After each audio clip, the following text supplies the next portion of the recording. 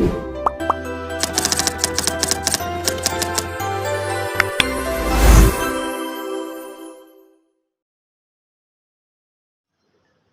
is for educational use only, and our group is allowing our instructor, Mr. Roldan Ardenes, to use this as an educational material.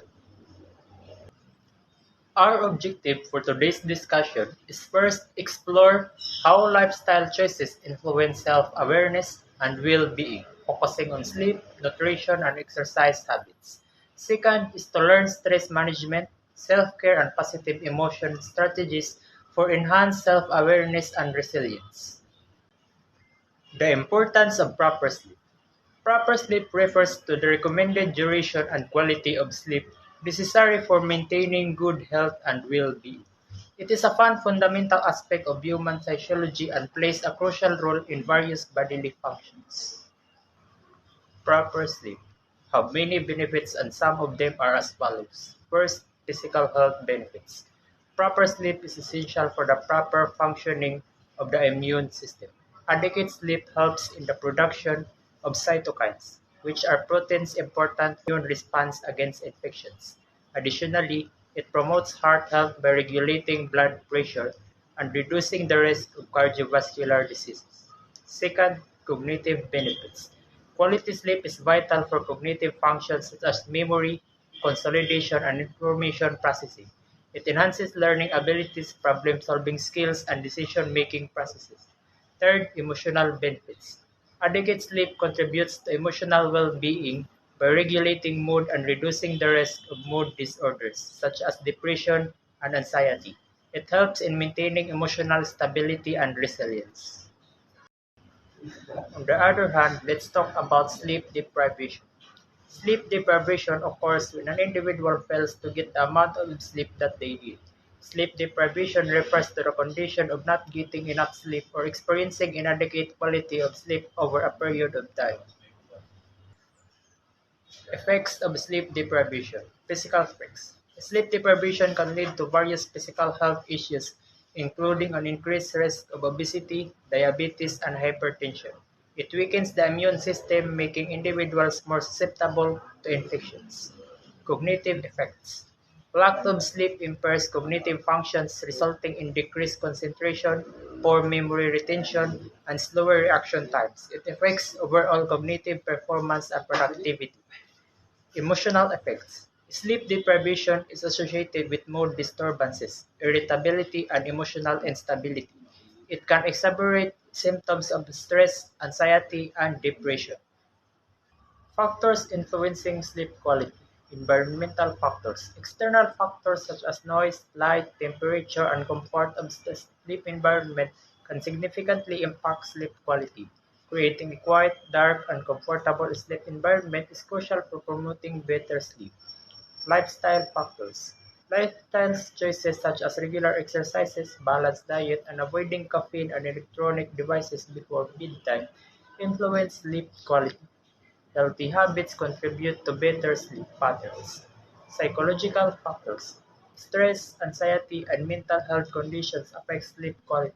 Managing stress through relaxation techniques, mindfulness, and stress-reducing activities can improve sleep outcomes. For improving sleep quality, establishing a regular sleep schedule.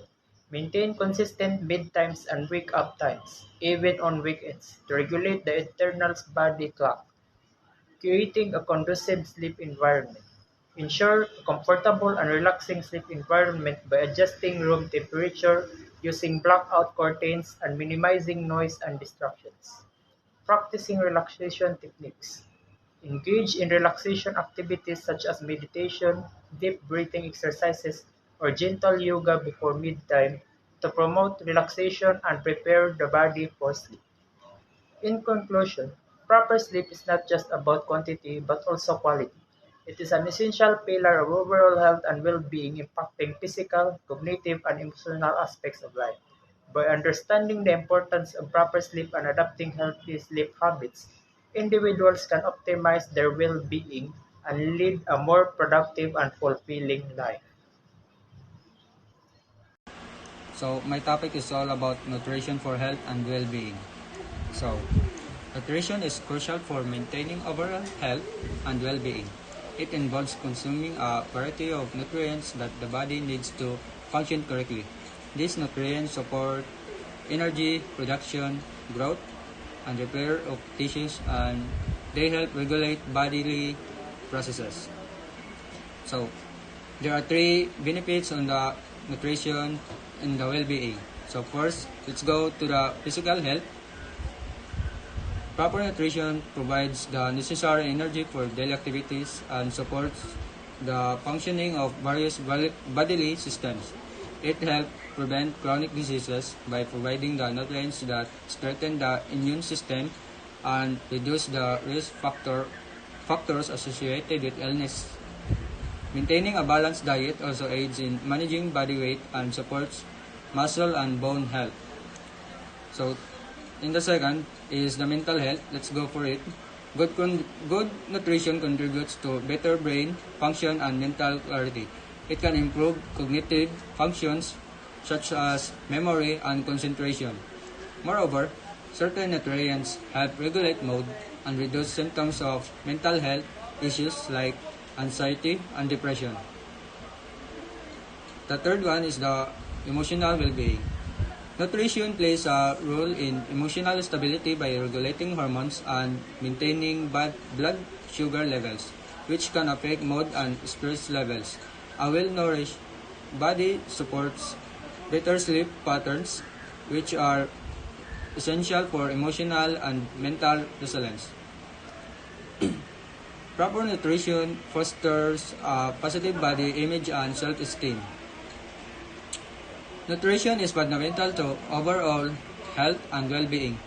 By ensuring a balanced intake of all essential nutrients, individuals can improve their physical health, enhance mental clarity, and support emotional stability.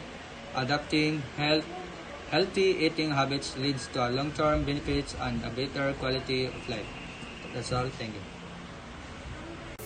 Good day everyone, I'm Khaled Gaviola and I'll be discussing the impact of exercise to well-being. So first of all, what is exercise? Exercise is physical activity that improves or maintains physical fitness and overall health. It includes activities like walking, running, swimming, and strength training which enhance cardiovascular health, muscle strength, and flexibility. We all know how important exercise is for keeping us physically healthy. But did you know that exercise can also help keep you mentally healthy? Research shows that people who exercise regularly have better mental health and emotional well-being and lower rates of mental illness. Taking up exercise seems to reduce the risk of developing mental illness. It also seems to help in treating some mental health conditions like depression and anxiety. For example, for mid-moderate depression, research suggests physical activity can be as effective as antidepressants or psychological treatments like cognitive behavioral therapy. Exercise can also a valuable addition to other treatment options. The link between exercise and mental health is complicated. Inactivity can be both cause and a consequence of mental illness. For example, but there are lots of ways that exercise can benefit your mental health and emotional well-being, such as the levels of chemicals in the brain, such as serotonin, stress hormones, and endorphins that change when you exercise. And regular exercise can help you sleep better. So next is, good sleep helps you manage your mood. Exercise can improve your sense of control, coping ability, and self-esteem. So next is, people who exercise regularly often report how achieving a goal makes them feel better. And exercise can distract you from negative thoughts and provide opportunities to try new experience. And it offers an opportunity to socialize and get social support if you exercise with others. Exercise increase your energy levels. Physical activity can be an outlet for your frustration. And lastly, exercise can reduce skeletal muscles tension, which helps you feel more relaxed. So that's all. So good day, my topic is all about understanding and managing stress. So understanding and managing stress involves recognizing its causes and effects on your mental and physical well-being. So techniques for managing stress includes practicing mindfulness, deep breathing exercise, physical activity, maintaining a healthy lifestyle, setting a realistic goals, seeking social support, and seeking professional help. If it needed, it's important to prioritize self and care, develop coping mechanisms to effectively manage stress in daily life. So, understanding and managing stress involves identifying what causes stress and how it impacts on your mental health and physical health. Effective stress management techniques includes practicing mindfulness, being present in the moment helps reduce anxiety and improve focus. So number 2, deep breathing exercises. This can calm the nervous systems and reduce stress. Number 3, physical activity. Regular exercise releases endorphins which improve mood and reduce stress. Number 4, maintaining a healthy lifestyle. A balanced diet, adequate sleep, and avoiding excessive alcohol or caffeine help keep stress levels down. So number 5 is setting realistic goals. Achievement goals prevent feeling overwhelmed. Number 6, seeking social support. Talking to friends, family, or support or groups provides emotional comfort and practical advice. Last number, seeking professional help. Therapists or counselors can provide strategies and support for managing stress. So prioritizing self-care and developing these coping mechanisms are essentials for managing stress effectively in daily life. So my advice for all of you, so start managing your stress so you can live a healthy life. So, there are several effective coping strategies for managing stress. First is the deep breathing. Practice deep breathing exercise to calm your mind and body. Second is exercise. Regular physical activity can help reduce stress and improve your mood. 3 is the mindfulness and meditation. Engage in mindfulness or meditation practices to cultivate present moment awareness and reduce stress. 4 is healthy lifestyle. Maintain a balanced diet, get enough sleep, and avoid excessive alcohol and caffeine intake. 5 is the time management. Prioritize tasks, set realistic goals, and delegate when necessary to reduce feelings of being overwhelmed. 6 is the social support. Reach out to friends, family, or support groups for emotional support and encouragement. 7 is the hobbies and relaxation. Dedicate time to activities you enjoy, such as hobbies, reading, or listening to music to unwind and recharge. Last is the seek professional help. If stress becomes overwhelming or persistent, consider seeking support from a therapist or counselor. Thank you. So my report is practice yourself in care and well-being. Regular exercise, physical activities is not only beneficial for physical health but also for mental and well-being. Regular exercise can boost mood, reduce anxiety, and prevent overall well-being. So the other one is social communication, buildings and communication, relationship with friends, family, and community members is important for emotional well-being and social communication. Prevent, support, reduce feelings of isolation, and promoted to sense of buildings. So the other one is healthy eating, composition, a balanced diet, rich in nutrients for overall well-being. Eating a variety of fruits, vegetables, and lean to prevent can support physical health and mental well-being. So exploring positive emotion can be fulfilling journey. It involves understanding and feelings like joy, gratitude, love, and contentment. Engaging in activities that evoke these emotions, practicing mindfulness, and nurturing meaningful connections with others are some ways to explore and cultivate positively in life. So, positive emotion are feelings that contribute to our overall sense of well-being and happiness. Here are some examples. The first is joy, a feeling of great pleasure and happiness often experienced in moments of celebration or success. The second is gratitude, a sense of thankfulness and appreciation for someone or something.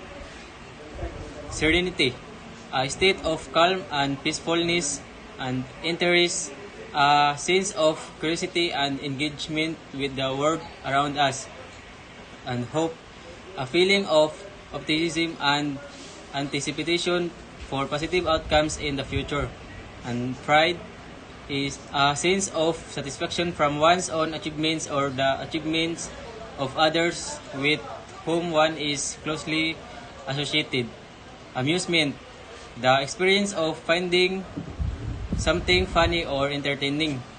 Inspiration, feeling motivated or uplifted by something or someone, often leading to creative or positive action. Oh, a sense of wonder and amusement often in response to something grand or beautiful. And the last one is love, a deep affection and careful for someone or something, often accompanied by feelings of warmth and attachment.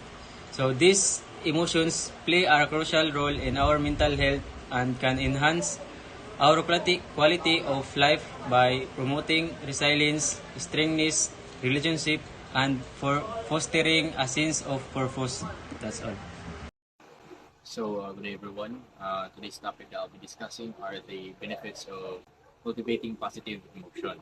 So, cultivating positive emotions yields numerous benefits across various aspects of life. Emotionally positive states such as happiness, gratitude, and optimism contribute to improved mental health by reducing the symptoms of depression, anxiety, and enhancing the resilience to stress. Moreover, these emotions are associated with better physical health outcomes, including lower blood pressure, reduced risk of cardiovascular disease, and a strengthened immune system. And positivity also fosters deeper connections with others, promoting empathy, compassion, and stronger relationships. Additionally, positive emotions boost cognitive function, creativity, and productivity, leading to greater satisfaction and success in personal and professional endeavors. By providing a coping skills and resilience, cultivating positive emotions empowers individuals to navigate life's challenges with greater ease and grace, and also ultimately leading to a happier and healthier and more fulfilling life. So hello everyone, my name is Cadet Albert. So my topic is strategies for enhancing positive emotion. So enhancing positive emotion involves a range of strategies aimed for fostering feelings of happiness, joy, gratitude, and satisfaction. These strategies are crucial for our mental well-being. So sa ato daw kuno and can significantly improve our overall quality of our life. So, ang kanidang strategies for enhancing positive emotion, ma-improve atong ato ang kuan sa ato ang life ba? Kung quality sa atong life, kung makakanta, malipay, mahappy, ngana ba? So, one of the most effective strat for enhancing positive emotion is practicing gratitude. So, what is gratitude? This involves acknowledging and appreciating the good things in our life. So, kuan na nato nga unsay mahitabo sa mong kinabuhi, gina-acknowledge na to or ma-appreciate na to ba bisag gamay ba or dako, o gamay ba mo dako maabot na mga blessing, mga ingana ba. By cultivating a mindset of gratitude, individuals can experience a profound shift in the emotional state, leading to increase our feeling of satisfaction. So dako daw ganang impact sa tuwa kay maka-experience man taw ganang emotional state ba, may emotional ta, so ma-increase atong feeling nga ma-satisfy ta, dali ay ma-satisfy ta sa atong panon sa maabot ato ako mo na blessing maabot sa imo, so ma-appreciate nimo largo bisag pag gamay kay na nga na. Thank you.